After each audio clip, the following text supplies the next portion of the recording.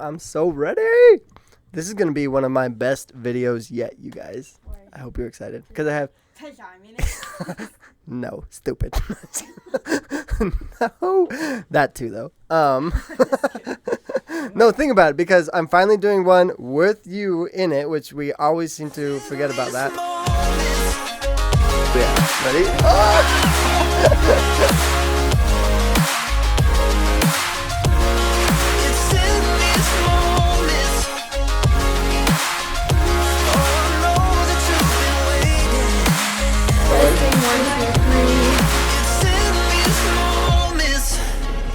We're working, honey.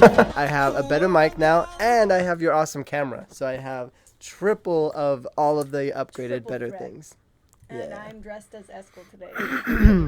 What? I'm wearing your clothes. Oh. I'm going to Utah with one bag. Spirit Airlines. Well, she saved a lot of money, so I think that's great. It would take me like 8 hours to get here because... Actually, no, Southwest. I waited all of those 8 hours.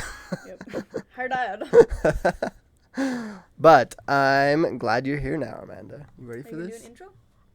Do you do intros? You don't. Sometimes. Hey guys, welcome back to my channel. My name is Eskel. For those of you that are new here, I came from the order. Will you do it for you? Yeah. Here, step out. I'll pretend that I'm you, and then you can edit it, and then people will be like, "What the heck?" Hey guys, welcome back to my channel. If you're new here, my name is Eskel Grant, and I was born and raised in a polygamous cult known as the Order. My dad has 3 wives. The first wife is my mom's sister, and the third wife is my dad's half-sister. Zoom in on that. You in the edit bay. We have a special guest on my channel. What's up, guys? I am wearing Eskel's clothes, though. I feel like a missionary. Do I look like a missionary? No, you look kind of like a rock star, but... Thank you. I think it looks cool.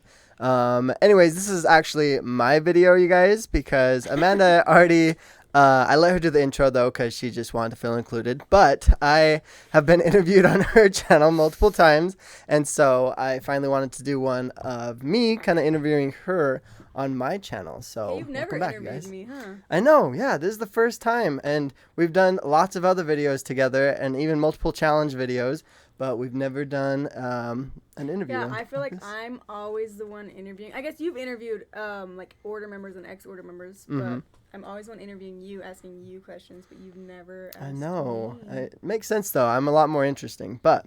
So that's how this video's gonna go. I'm just kidding. No, I'm super excited for today because I posted on my Instagram. If you guys aren't following me already, go follow me. Because I do all of my instant updates on there. That too, but no, I want to start with going through some of the questions that they asked on there. Candles in the beginning first too? Do you want to promote your candles? Do you want to grab one? Yeah. So I have my website, justcultytings.com. Esco, when you're editing this, put it in the description box down below. justcultytings.com, and by the time this video is out, Esco's candles will be available for you guys to purchase on justcultytings.com. He makes these candles all by himself. I think you made a whole video about these candles, right? I did, yeah, and I juggled them at the end of it too. Yeah. So if you want to support my little brother a little bit more, he hand makes these. Yep, 100%. They're not even done yet. I'm finishing putting the little stickers on them. He puts his sweat, blood, and tears into these, and they're flavored peppermint. Well, the color is how you know what the scent is. The purplish blue is lavender, because lavender is purple. And then the green ones are mint, because mint is green. So, simple as that. That's pretty easy. But yeah, those will be on justcultytings.com. Link link to the candles in the description box down below. Go get them. You'll like them. Oh, should we have smelt them and told them what they smell like? They'll know what you just have to buy it and find out. True. Okay. Sweet. So these questions are from you and from people online. We're first going to go through all of the subscriber ones because they're super easy questions. Very simple, not as deep and interesting as the ones that I tried to come up with, but they should be fun. The subscribers are not as deep and interesting as yours. Well, they were just more... Well, I know you already, so my questions are more, elaborate. Theirs are just more basic, simple ones because they don't know you that well, I guess. Let me just find it really quick. This is what the post looked like too. I found a really old picture of you. But that's not that old. What? Okay. Like 3 That's years true. ago. I need to find more baby pictures. But I guess I thought it looked interesting because you don't look like that anymore. Yeah. So When I it's had like brown hair. people are gonna wonder, is that really Amanda? Really? Yeah, but maybe I even get you mixed up sometimes. Yeah, like, is that Amanda? One time he posted a picture of my aunt and then tagged me in it and you literally said Amanda was really mad that day and I was like, I'm not even in the picture, so I don't know. How did you know I was mad that day? I thought it was you because in my head I remember you and Dad always getting in fights about like playing that game, and it was the picture of them. She was like mad. Yeah, because she was losing the game to her dad. She did look like me, but that was not me. Yeah. You did that again That's to funny. Cammy. You're like, and you tagged me in when it was Cammy. I was like, that's Cammy. Yeah, because especially when they were babies, though, you two look the same. It's so hard to tell you two apart. I guess I'm shocked because I can tell, but I was also older, so I remember. Maybe in my brain, I remember them being looking like I don't know. Yeah, I don't ever remember you guys that young though, so it's like I only know from the pictures, and the pictures look super similar. So it's really hard, but. All right, so the first question, we're first going to get rid of the hate questions in the beginning, so then we can get to the fun ones. How many hate questions are there? I think there's only one, actually. So, Okay. hate There's question. a little bit more hate than love. Oh, okay. No. They say it's, I don't know how to say their name, but it's Chubu or something like that. And they say... Oh, I know who that is. That's You one do? of Paul's kids. Don't say the name, and then just obviously. to protect them. I don't know why we have to protect them, but I think they Well, are a minor. it's weird because it's almost like he's trying to stab with this question, but he puts LOL at the end of it. So I don't know if he's trying to be funny or what. I think he has some negativity towards me because he has messaged me, and he's the one that was like, well, my life's pretty great. I actually do get the opportunity. He was like acting like it was an opportunity to get to hug his dad sometimes because his dad has 27 wives, and I was like, oh, so it's an opportunity for you to even be graced with his presence. So we have like this weird, I hope he watches this, we have this weird tension relationship because he's in and he's trying to prove to me that it's great in, and I'm out, and I'm like, it was pretty hard to be in there, you know, and he's like not believing me and invalidating me, but we'll have conversations that are actually good conversations sometimes. But there was one time, sorry, I'm talking so much about this. I hope he does watch this because I hope he knows. I don't hate him. I don't have negativity towards him. He's young, and obviously he thinks that I'm lying about my experiences because he didn't see it happen because he's a man and I'm a woman. But the fact that he's watching and following and talking to me means he is listening. But he did say one time, he was like, it just seems like you have a grudge and you can't let it go. And I was like, well, at the end of the day, I have family that are there, and my family is being trafficked, so that's where this passion comes from. But I get that it's easy to just be like, oh, you just are a terrible person. But yeah, that's the history on that person. That's interesting. I don't know if they know that you can see who's sending the message. I don't know if he would send that if you knew. Oh, well, he knows now. But yeah, okay, so this message is from Paul's kid. Paul's son. And it just simply says, why does Amanda lie so much? LOL. And what I would want to say on that, because you shared a bunch already. Well, can I say I learned it from Paul, your dad? Oh, yeah. Just Well, she's kidding. from the order, so Yeah. that's where she got it. Why are you even asking? But a lot of Paul's kids think that they kind of like represent the whole order, and like their life is like all the other order members. And I've even had some of Paul's kids be like, what? The order gives me way more opportunities. I got this opportunity to be like a manager over one of the order companies, to do all these things. Is it always and it's men, like, though? Yeah, Because always guys. I'm going to tell you right now, I have a lot of Paul's daughters that have a very different story, and they're still currently in and telling me that it is the way that I'm saying it is. So just because you don't get treated that way as a man, don't discredit how the women are being treated. And not even just the guys versus the girls, though, because he's one of Paul's kids. And so, yeah, he does get more business opportunities and get all these job Of things that course, come to him. 'cause you- But other families don't. Yeah. That's basically what I was Because you getting think of at, it like this, a prophet or a leader of a cult, they're going to want, if there's a job opening at John's Marketplace, and his son wants it versus like a non-Kingston son, who's going to get the job? The leader's son. Yeah. And so, and what was really hard is I was trying to explain to this one of Paul's kids that I was not arguing with the fact that Paul's kids themselves do benefit from the order because they're Paul's kids. What I was trying to argue is that that's unfair. You shouldn't get special privileges or better opportunities in life just because of you're one of the leader's kids. And that's what they didn't understand. Of course they don't understand. Why aren't you guys happy with me being treated better than you? I don't get it. Mm-hmm. But it's also like Michelle, if you go to my channel and watch the episode that I was doing an interview with Michelle, she talks about how when her sister married into Paul's family, Paul's son, who married her sister, just took all of her money and gave it to like, paid off his house. Like, that's just how Paul's sons are. Not all of them, sorry. I'm not going to speak for all of them. But Patty's kids, the first wife's kids, they're very cookie cutter the same from what I'm hearing and interpreting. But this, yeah. I believe it. This son is not from the first wife. But I don't know. I have an interesting... We both have, I feel like, the same perspective of Paul's family. And I feel like anyone not in Paul's family has almost a similar perspective. Mm-hmm. Yeah. It's very different. And it is tough because...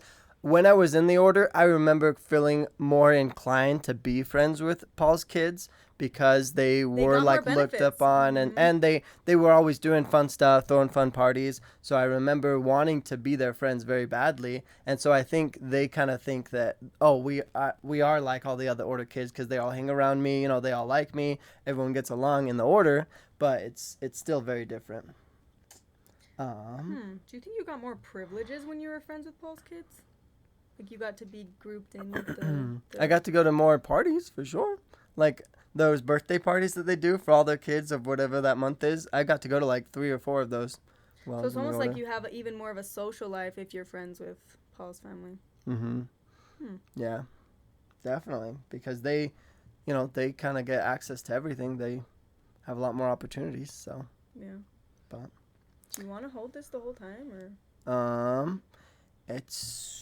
Should I find something to put it on? I guess if you're okay with holding it for an hour.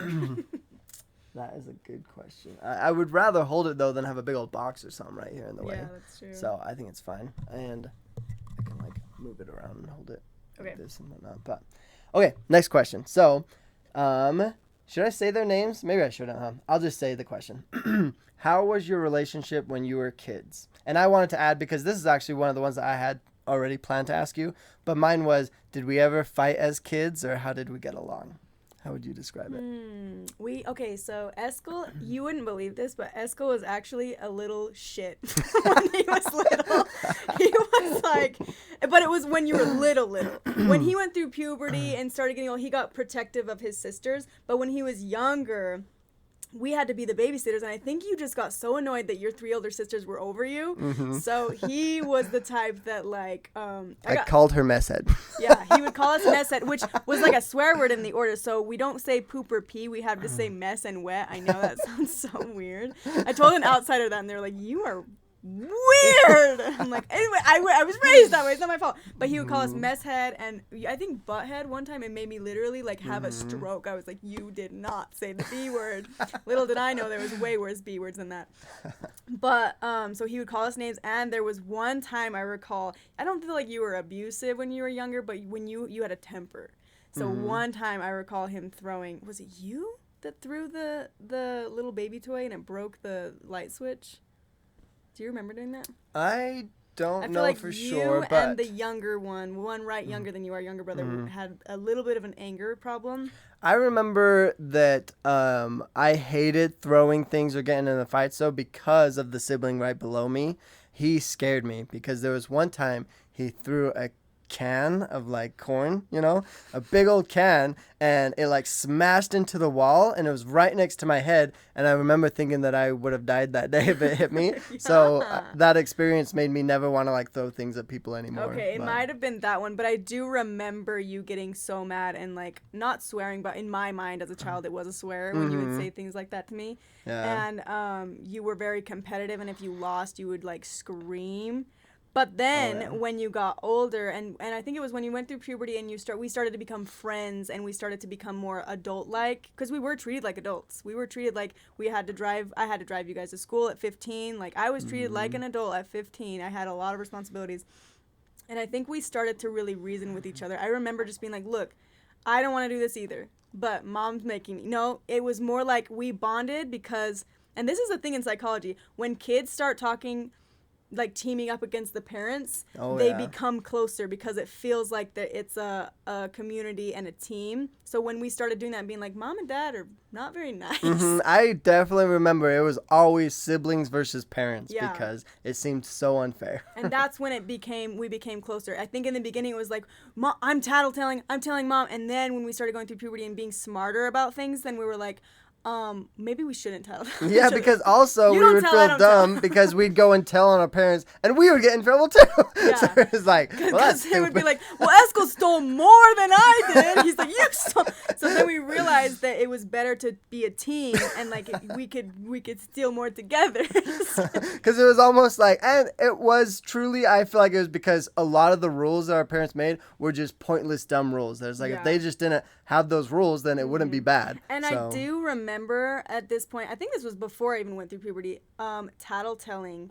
I don't know who I tattletailed on, but then they got like beat pretty much, and I felt like really bad that I did that. Like that was my fault, and I like what kind of a sibling would you be being like he, you know, they got beat because of me. Yeah. And maybe when we were younger we were like he, you know, but when we got older, I remember being tattled on and getting in trouble and having to get a spanking, and so I hated tattling on people for sure. So I think we got better at I think we were just really good at being emotionally aware, and maybe mom had to be part of that because she was like, you don't want to hit your brothers and sisters, you want to love your brothers and sisters, and she was really good about let that. me hit them for you, she would say. Just kidding. Yeah, that doesn't make any sense actually now that you think about it.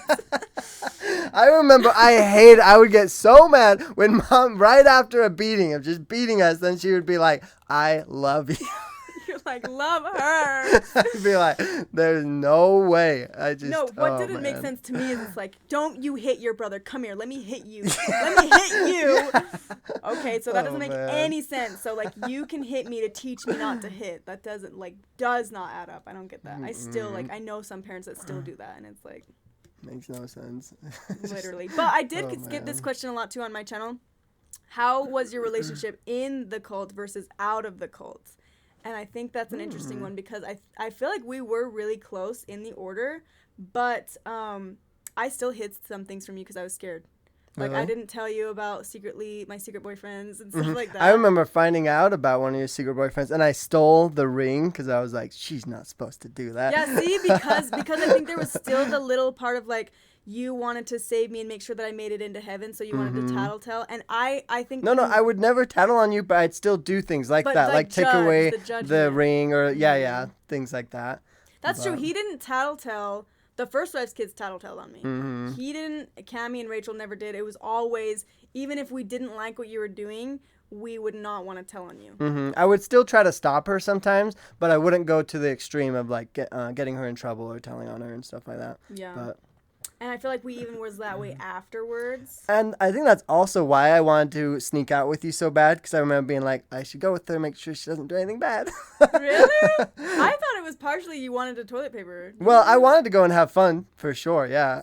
But the thing is, I didn't think toilet papering was bad at all. I was like, I just need to make sure there's no boys there and that she's not smacking lips.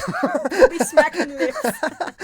No kissing, because you found my secret phone and saw a kiss. I know, yeah. The first time I ever found out that she had a secret boyfriend and all that was when I found a phone up in the attic, because I was hiding my laptop in the attic.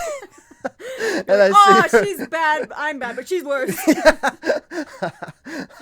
It blew my mind. And kissing it was a big deal. And it took secret boyfriend took us a whole year to finally kiss. Because we were like, we have to save our first kiss for our wedding day. But yeah, so our relationship in the order, it was kind of like, yes, we have each other's back, but you shouldn't be doing that. And we kept secrets from each other because we were a little bit scared of the judgment or the, like, we were already shaming ourselves enough, I feel like. So we didn't need the shame from each other. But I feel like our relationship after we left has grown to be, I don't know, I feel like I can tell you pretty much anything and it doesn't really matter. Like, you're not gonna you are not going to have the same opinions as me, obviously, and I'm not going to have the same as you. You're just like that. You're LDS. I don't know exactly what I believe in, but we're able to coexist and not really care to hide or lie or keep things from each other. I think since I've left, I've become way more understanding for sure. And I think it just makes it so much easier to be openly communicating and just share everything, and to hopefully, still try to help one another, but do it in a more constructive way rather than just, you're bad. Yeah. Definitely, we have, I think, a better relationship than even in the order, but I think we still had a pretty good relationship in the order. But it is still us versus them. Oh, yeah, for sure. It's always been, until ever since we were out of our diapers. Ever since you stopped peeing the bed and flipping the mattress. That was a problem. Okay, sweet. That was a really good answer. Let's go to the next one. And it says, this one's really nice. They say, why is she the best? How is she awesome? I know who sent this. It's Autumn, huh? Wow, good job. Yeah. Autumn. Why? And every time she says something like this, because she says this on my channel, and I'll be like, why are you? No, you! She's always been so sweet. Actually, when we were in New York, that's the one that we tried to go visit. Remember? I remember. She's really so cool. Sweet. I love her. She's like so good at just hyping her friends up. She's a Virgo, too. Ooh. Virgo. I got her a Virgo necklace. Nice. It's weird. I've never met her, and I feel like we've been friends for a really long time. That's awesome. Okay, there's actually a couple people that asked for you to just share about the splinter group within the order. I guess they want to know more about that. Splinter These group two within people. the order. 2 people asked about the splinter group. Yeah. I'm wondering if they're referring to, because I wouldn't call it a splinter group, but I think they're referring to when I talked about how Merlin, number 10, was supposed to be the next leader because Merlin is Ortel's full brother. So it was known that he was supposed to be the leader, and then for some reason when Ortel died, his wife LaDonna decided, oh no, my son is going to be the leader. I think he's referring to how Merlin's family kind of got outcasted. Because they were the ones that knew, no, Merlin's supposed to be the leader, and they were the ones voicing it, and then Paul's like, nope, and LaDonna's like, nope, you're wrong, you're going against God. So I think that's what they're referring to, and I don't necessarily call it a splinter group, but I guess that could be how you guys interpret it as, because they're still in the order, they still go to church, they still go listen to Paul, but they're kind of ostracized, and we noticed this too because we were friends with that family, and we noticed that all the boys had a really hard time getting married. Like, they would not let Merlin's boys marry a Kingston girl, or like, and every time, even when a Kingston girl wanted to marry them, all of a sudden they would get married to one of like Paul's kids. So there was definitely this obvious divide, and like I think I talked about this on my channel. When we got caught toilet papering together, I had to have a meeting with Daniel because it was with Daniel's daughter. Remember? Oh, yeah. I had a meeting with Daniel, and Daniel literally told Mom and Dad the reason why I was acting out was because we were hanging out with Merlin's family. Whoa. Yeah. So they just have this bad reputation just because Merlin was supposed to be the leader and they didn't let him be. And it's funny how order members don't even know about this. Like, especially the younger generation, they're like, what? But they all know about how they're treated differently and stuff, but a lot of them don't know why. Yeah, they have no idea why Merlin's family's not like welcome really, and like why. Think about it. If you are an order member, you see those things. Ask yourself, why does Merlin's boys not get to marry? Like, you see the Merlin's boys that get married, and they're never to like a Kingston girl. It's like a can I say the last name? A brown girl or someone from the outside, or they just never get married. True. Ask yourself why. But it's interesting too because Paul's number is 9 and Merlin's is 10. Did they save number 9 for Paul? I would love to ask one of the older generation that left the order how they did that. Oh, because interesting. Ortel's number 8, Paul's number 9, and Merlin's number 10. I think someone else had number 9, and they like got rid of that and then put Paul there. I don't know why. Wow. Yeah. If anyone that's older generation is watching this, then DM me on Instagram or figure out how to get a hold of me. Also, if you guys don't know the numbering system, have you ever explained the numbering system on your channel? Not super.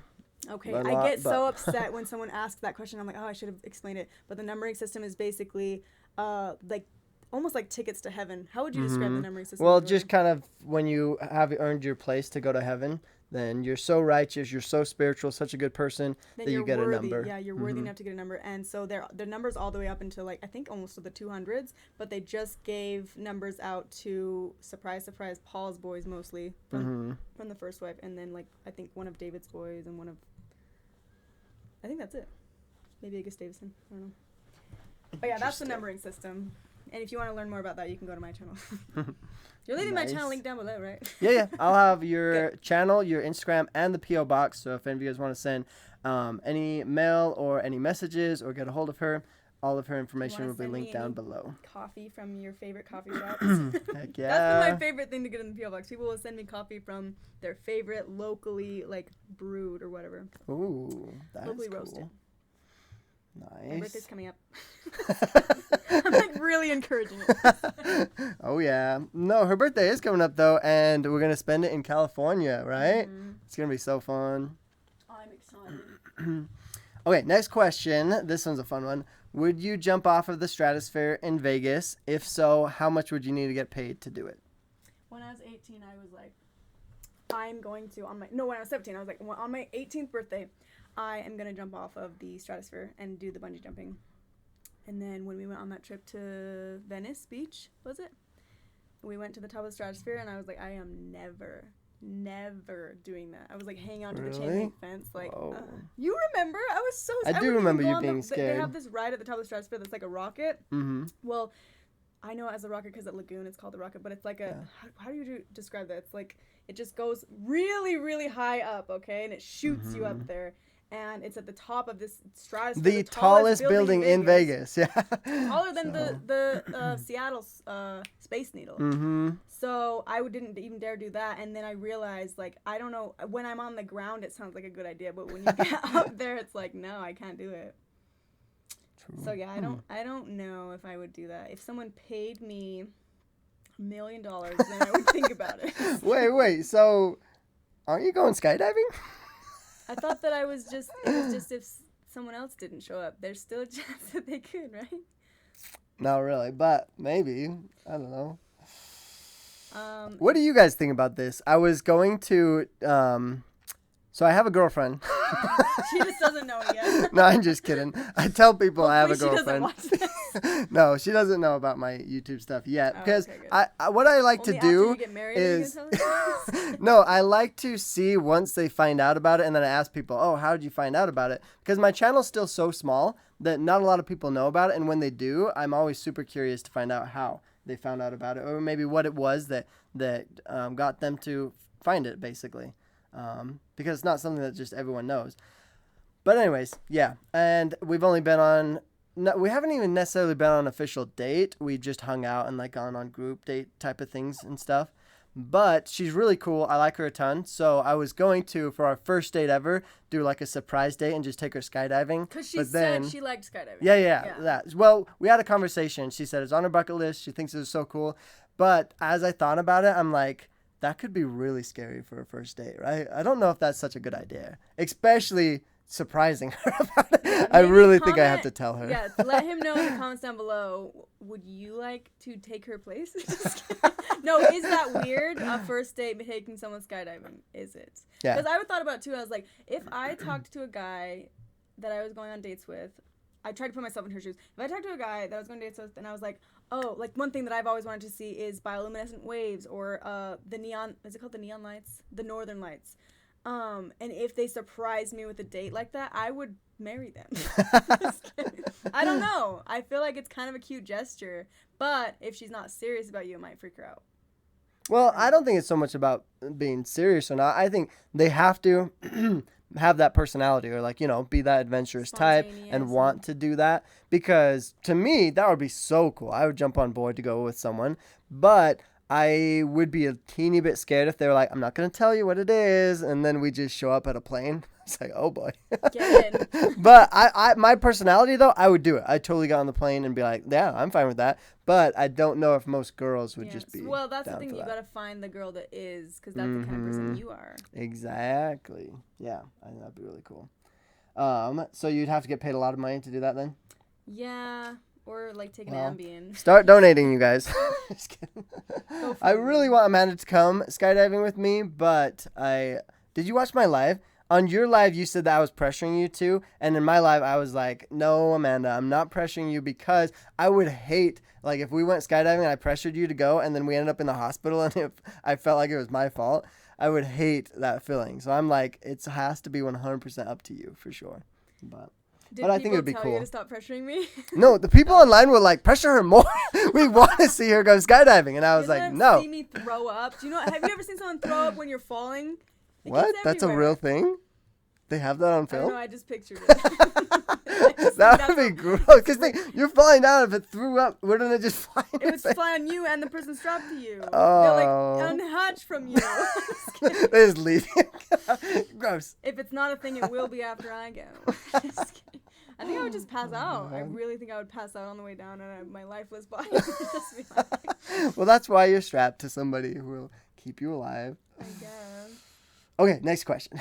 The last one was a good one, though. But, are you doing a live stream or a video with Marianne Barlow in the near future? I've had a lot of people ask me to interview her, and I love Marianne. She's honestly, since the show, if you guys don't know who she is, she's on one of the last episodes of Escaping Polygamy. I literally met her on the show. You get to see me, maybe you can put a clip of it in there, but you see me meet her for the first time on the show, and we became best friends after the show, and I've definitely brought it up to her. I was like, just so you know, like, you can always, like, share your story on my channel. How would you feel about that? And I think she's on the side of, you know, living her life. And I think she did get a lot of backlash from going on the show. Kind of like we did too. But I think it hurt her and affected her that her family was hurt by it. And a lot of people don't understand that because people are like, people don't see that there's a lot more behind the cameras that happens. It's not like they do this and then they become this hero. Like, sometimes the family, like us, like, we're treated, like, really bad for going on the show. Like, it's almost like it was worse to leave the order and go on the show and exploit it, right? So I think that she got way more of a backlash, and she just didn't want to hurt her family. And I told her, I was like, totally I don't want to pressure anyone at all. But I'm like, this is available if you ever want to share your side or be open to just talking about the process of it all. Because I know a lot of people, I think that people learn from everyone's story. But it's not going to help her if she's feeling like it's an exploitation or it's hurting her or her family. Like, or if there's any backhanded things in her head. Like, I would rather her just never, ever go on my channel, you know? That makes sense. I would feel really bad if someone went on my channel and then later on was really upset and didn't like how it was portrayed. That's why I try to, actually, I think with every single person that I've interviewed, I will send them a copy of it, unless it's like you or someone that's like, oh, I don't care. Like, Leah didn't care. She was like, yep, I trust you. But some people, like, it's scary. It's scary because they know your family's going to watch that. Your significant other could watch it, you know? You just, it freaks people out. But yeah, I think she just doesn't want to hurt anyone. Even though it is her story and it's totally up to her to share her story, she doesn't want to hurt anyone by sharing it. And a lot of people are like that. Yeah. So. And I've even had to explain that to my family many times because they're like, stop sharing this information about the order. But it's like, it's my story. I'm sharing my life experiences, things that are true to me. Yeah. Like, you can't stop me from doing that. I think I'm sorry. Don't realize what they're saying. They're literally saying, be quiet. Don't share your life because it's affecting me. Even though it's affecting you, to be quiet and silent about it. Like, do you feel like ever since you started your YouTube, it's so much more empowering and you feel so much better about where you're at in life because you can be confident about it and like, this is where I'm at. I have nothing to hide. And it's totally like another therapy session. It's so good and it's just amazing to get all of my thoughts out and put it onto something, you know, create a video out of it. And then you create a community of people who are supportive and going through the same thing too. You wouldn't be able to find that healthy, happy place if you were to listen to mom and like be like, but sometimes I was definitely in the beginning like, oh, I shouldn't say this or I shouldn't do this or I don't want to hurt them. And you know what broke me though on that? In the beginning, I was trying to play that line, you know, keep my family happy because I'm going to go and visit them, I'm going to try to be around them. But then it was like, trying so hard, keeping myself quiet, doing everything that they want me to do. But when you're not out saying things, nobody knows, no one realizes that you're trying so hard to keep the family's name safe, try and like keep them happy and stuff. And then I would still go to their house and then be like, oh, you can't be here, or dad's coming over, get out of here, or whatever, And it's like, wow. So I'm doing all this for them and they don't even care. Yeah, they're still being mean to me. So it's like, might as well just tell your story like it is, because they're going to treat you the same way anyways. Exactly, yeah. And to be honest, at least with the ones that are understanding and like really deep think about it, then they're going to be understanding. They're going to see it and realize that we're only saying what we know to be true. We're only sharing what like gives meaning to us and what we want to share and what we feel like is helpful. And I feel like they'll respect that and understand. So. And I keep going back to, because I used to be like, yeah, I shouldn't air the dirty laundry. But then I think about it, I'm like, you shouldn't live a life where there is dirty laundry. If you're ashamed of the life you're living, maybe you shouldn't be living that life.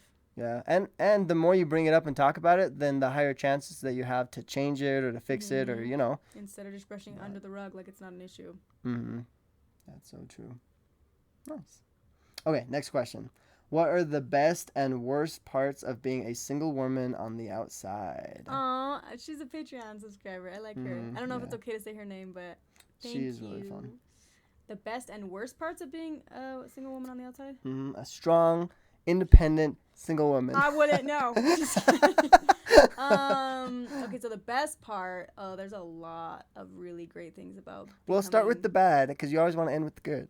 That's a good point. That's a good one. We just get depressed. Okay. So the worst part was... I feel like the worst doesn't happen now, but it did happen.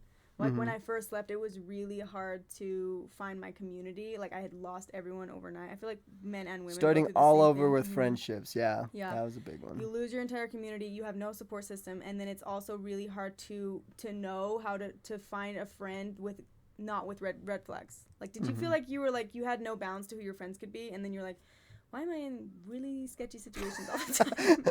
I caught myself doing that. And there was times where I would give... I was working in a public place, and it was like a call center, and these two guys needed a ride home, and I just assumed the best. So I get in my car, and these two guys are getting a ride. I'm driving them home because I'm a nice person, and that's what we did in the order. We could trust. Well, you can't trust everyone, but it was your family. You're just used to that. Like, yeah, I'll give you a ride home, whatever. So these two guys needed a ride home. I'm driving them home, and I hear one of them talking about his prison experience, and I'm realizing, what have I done? But I got myself in situations like that all the time, because going from a community where everyone knows each other, and like let's say I did give someone a ride home and something happened, they knew who they were, and no one could really get away with they killed me or anything like that, And no one in the order really killed people, really. And so I don't know, it's hard to explain, because it's like, how do you explain that weird interpretation from coming from a cult to the outside world? It's like, I didn't know how to judge a person's character in the beginning. It was really hard. And then also the red flags looked so pretty, because the narcissistic men were so familiar. Narcissistic people in general were so familiar. So I would end up in friend groups where there was a really narcissistic person, because it was reminding me of my childhood. So that was really hard. And then getting into therapy and trying really hard to go through those emotions. I remember all the time being like, when will this be over? When will I be healed from this? Why am I having nightmares? Why am I randomly getting, like, I didn't know what PTSD was, but that's what it was that I was getting. So I think the biggest thing was not having a support system. And that's why I feel like I got married so fast, because I needed to feel that void. And a lot of women either get pregnant the first year that they leave, married the first year that they leave, in a really toxic relationship the first year that they leave, because they're looking for this community that they've lost. They're trying to fill that void. And what we don't realize is you can't fill that void with a person or a thing, or, you need to work on yourself first, and then you'll realize you're not in those sketchy situations anymore. So there's that. As a woman coming out of the order, you feel so invalidated if you don't have a man, too, because the order is like, your whole purpose is to get married and have kids. And I definitely was like, wow, I'm an old maid, I'm 18, like, I'm not married yet. And I wanted to rush the marriage, because everyone I knew was married. Everyone. So there was that part of it. Except me. Just kidding. Well, you're still in the cult. I didn't have you either. No, he would sneak out and come play Call of Duty. And what I was gonna add to that too, because a very similar thing to almost everyone that leaves the cult is they are super bad. All of us are really bad at saying no. So along with that, like getting stuck into weird, sketchy situations, we're just so bad at saying no, because in the cult, you know, there's that law of one above another, and you do not say no to the ones above you. Question too. So I think that was also why it was so easy for when those guys asked for that ride. I was like, yeah. And I remember a lady was like, "You're gonna give these guys a ride?" And I was like, "Yeah." And she's like, "Whoa, please call me and make sure that you're safe." And that's also when I was like, okay, maybe I'm not making the right choice here. But so I did get in weird situations like that. And then also when I'm friends with a lot of girls out of the order who have left, and they would tell me weird stories like that too, where they get in weird situations. And I think it's the fact that we don't know how to say no, because we're not trained. We're not even allowed to say no. And then we're jumped in the outside world. You have to say no, or else people are going to step all over you. And then like knowing your worth is so hard, because you are worthless in the order, especially as a woman. You are beneath the men. You have a job to bring the souls to the earth, bring the babies to the earth. And that's why I think a lot of women do get pregnant really quick afterwards, because it's this thing inside of us that's like, oh, we need to feel like we have a purpose. So there's women that just want to have babies, even with guys that are just crappy guys, because I even remember like thinking the single mom mindset, because mom was a single mom. So I didn't really picture my husband even being a part of my kid's life that much when I was married, because I was like, I saw how mom was and how dad had no responsibilities. So I almost, like, without even realizing it, was taking on all of that responsibility. I didn't even have any kids, but like I knew that's what, it's so weird, because I guess the hardest part about being a single woman coming out of and like leaving the order is that finding yourself and realizing that you do have worth. And the problem is with all these women is they don't realize how important therapy and healing this is before getting married and having kids, and then having your own trauma with your own family. But that's why I'm saying, like, the hardest part isn't now, because the hard part's over now. I feel like now when I think of what's the hard part about being a single independent woman, I don't feel like it is hard. I feel like it's gone so much easier because I've learned myself. I do think there are hard parts of, like, I don't get to call mom and dad and be like, hey, I'm struggling. Like, no, you can't do that. But I have Eskel and Rachel and Cammie. And so I just think that I'm not going to say it's hard, because it was hard. I've been through hard, and this isn't hard. But it sucks, because I did get a message from order member girls that are like, how do you get to that point? And it's like, I can't lie and say, oh yeah, it was so easy to get here. It was really hard to get to this point. But I'm here now. And it's so worth it, though, once you get through it all. It takes a lot of work. But the happy part, what did she say, the best part about it too? Oh yeah.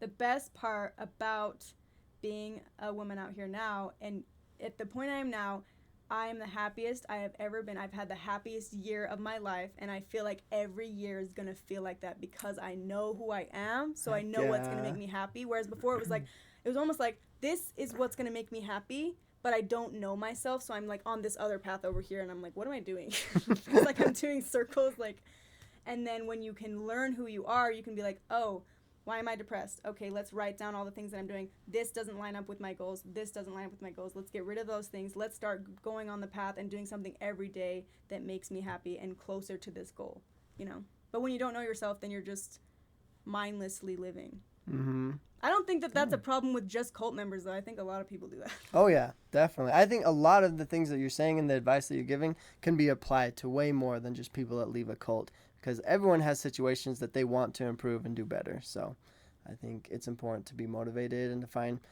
find things that really help you to overcome those. I do feel like, though, I kind of want your opinion on this.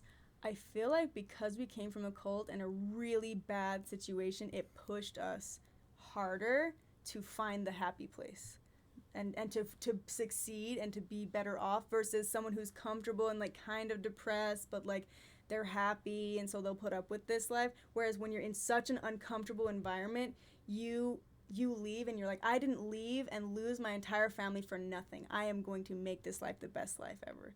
So I almost feel like people who come from trauma almost like 180.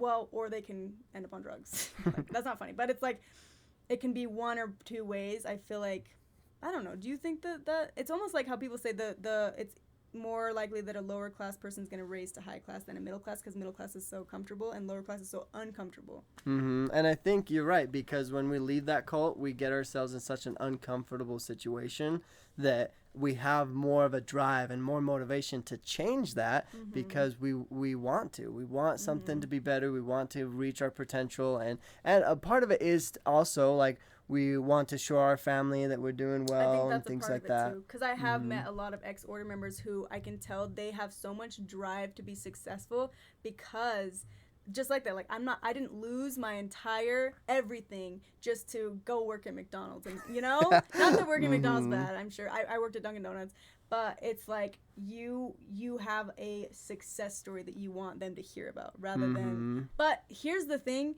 you cannot live your life for them, because then you're still controlled by them. You have to live your life and be like, this is for my happiness, not how can I impress them. Because at the end of the day, just like that kid, why are you lying, Amanda? Like, they're going to say what they're going to say, and you can't base your entire life off of their opinions of you. And that makes me think of this quote. I love this quote. They say that nothing but the impossible is worth doing.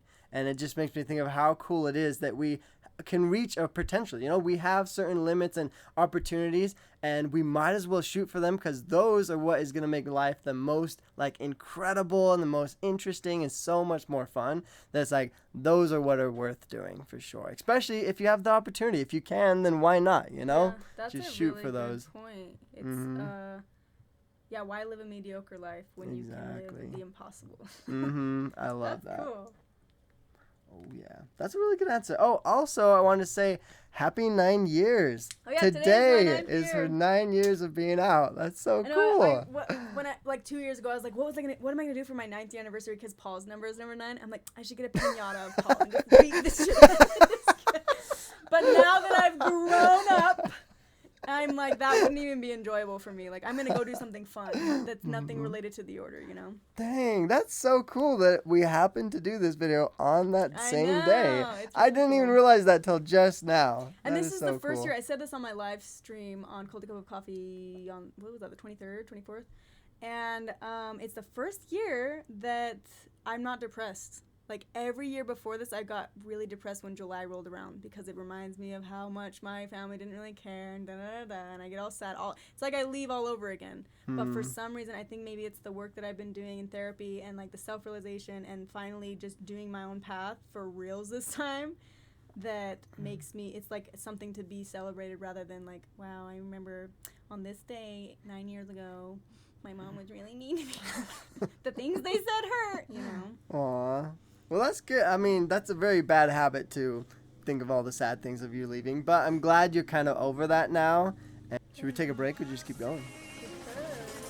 Okay, yeah, we'll take a short break. Be right back. Yeah.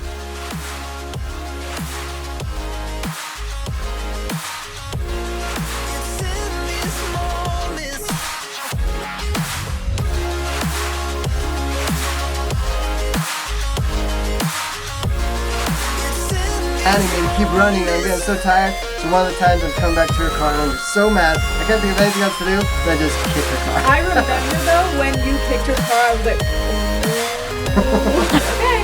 Then we wake him up, and he's like, I don't want to now! And he like, so our half sister would come pick us up, and she had 3 newspaper routes.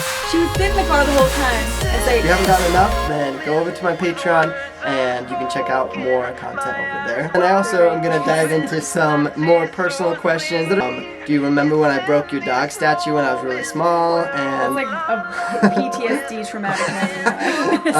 And then we're going to go over when her first kiss was, what that was like. Have you lost your virginity yet? What is your body count? Have you kissed a girl? Would you ever...